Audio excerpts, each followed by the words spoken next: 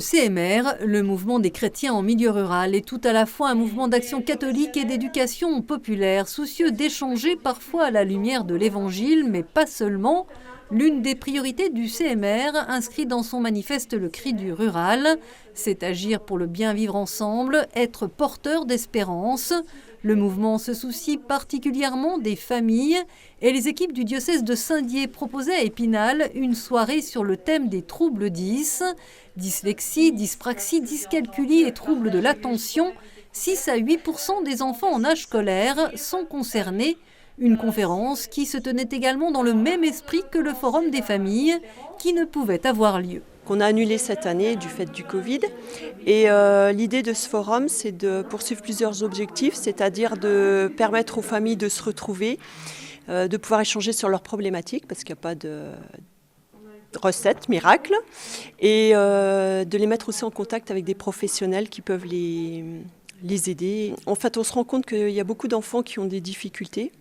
Et on ne sait pas toujours pourquoi, parce qu'on se dit c'est de la mauvaise volonté ou ceci ou cela. Et en fait, non, ils peuvent être en difficulté, mais avec des difficultés qui ne sont pas obligatoirement visibles.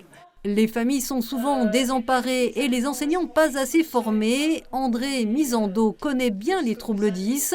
Professeure en retraite, elle décidait il y a quelques années d'aider son petit-fils Côme, qui se révélait sévèrement atteint à l'issue de sa maternelle et de 2 années de CP. Je l'ai pris en charge parce qu'à la fin du 2e CP, il ne savait pas lire 5 mots. Donc il lisait papa, maman, il lisait son prénom, le prénom de sa petite sœur. Il hésitait entre le et la, et il hésitait entre il et li. Et c'est tout. Le reste, il ne lisait pas. Il n'écrivait rien, donc il avait 8 ans, il n'écrivait absolument rien. Et il ne comptait pas. Selon les recherches, les troubles 10 sont d'origine neurobiologique, variables et parfois associés. On peut parler de constellation. Le cerveau étant compliqué, on va avoir tout un tas de cas possibles. Vous avez parlé de la dyslexie, de la dysorthographie. Là, ça va être les troubles du langage écrit. La dysphasie, ça va être les troubles de la parole en émission, c'est-à-dire l'enfant ne va pas savoir construire ses phrases, ou en réception, il arrive à construire ses phrases, mais il ne comprend pas ce que vous lui dites, ou les deux. La dyscalculie, donc, c'est les troubles d'accès au nombre. La dyspraxie, c'est les troubles du geste. Alors, chez les dyspraxiques, on a aussi tout un panel, parce que vous aurez les enfants qui ne pourront pas s'habiller, parce qu'ils ne savent pas quel geste faire, à quel moment. Vous en aurez d'autres qui n'arriveront pas à souffler pour éteindre une bougie. Vous en aurez d'autres qui auront ce qu'ils appellent la dysgraphie, et beaucoup d'enfants en sont sévèrement touchés.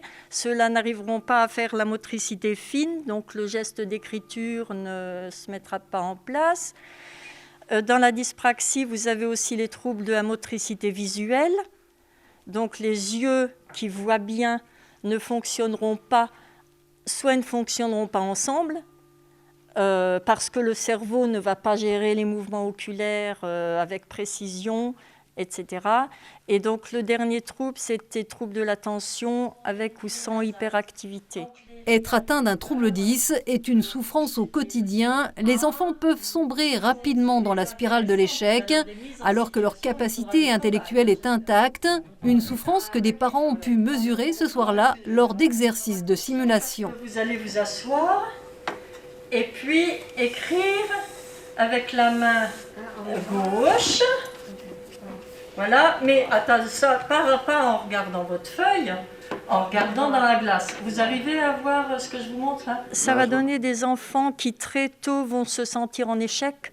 Ils seront pas à la hauteur. Chez les enfants 10, l'apprentissage, on pourrait dire, n'en finit pas parce que ce qui doit se mettre en place ne se met pas en place. Donc ce sont des enfants qui vont très vite être en souffrance. Donc il a la dyspraxie visio-spatiale, oui. Il a les troubles TDAH, oui. Et il a la dysexécutif. Et c'est au niveau des exécutions, quand on lui donne quelque chose à faire, il ne va pas réussir à le mettre en action tout de suite en fait. Il va stagner les choses, il va les mettre dans une case. Les troubles 10 sont reconnus, mais parce qu'ils sont difficiles à déceler, leur prise en charge très variable selon leur gravité, André Misando, quasi autodidacte, a fait le choix de se former à la méthode Aloé, qui permet une rééducation orthophonique pour réapprendre à lire, dire, transcrire la langue française à des personnes en situation de vulnérabilité. Alors ça s'appelle une méthode distinctive. Elle est utilisée pour les sourds et les malentendants et pour les enfants dyslexiques ou les enfants qui ont des problèmes de dyslexie, dysorthographie. On va remplacer par des couleurs les sons vocaliques, les voyelles, et on va remplacer les consonnes par des symboles qui vont représenter par exemple le mouvement de la langue qui monte, L, ça va être une flèche vers le haut. Ou alors, on va s'aider de gestes. De toute façon, les consonnes sont représentées aussi par des gestes. Et par exemple, pour faire pas, on va taper pas, pas. Et pour faire bas, puisque souvent les dyslexiques confondent certains sons, on va dire bas, bas. Vous voyez ? Et donc, l'enfant va avoir une aide visuelle et motrice pour intégrer les sons qu'il ne perçoit pas. A, E, I, O, U, ça va être des rectangles. Ensuite, la nasale, en, un, o, on. Et ça, c'est les sons ye, yé, yan, etc. Et puis, alors, tout un tas de symboles. Mais vous savez, il me fallait toute une table. Quand je travaillais avec mon petit-fils, j'occupais toute la table de la salle à manger. André Misando est également membre de l'antenne Lorraine de l'association Dyspraxie France 10, DFD. Des parents et professionnels y accompagnent les parents. Pour André Misando, son engagement personnel et bénévole a payé. Son petit-fils a 15 ans aujourd'hui. Il est en 3e et suit une scolarité normale.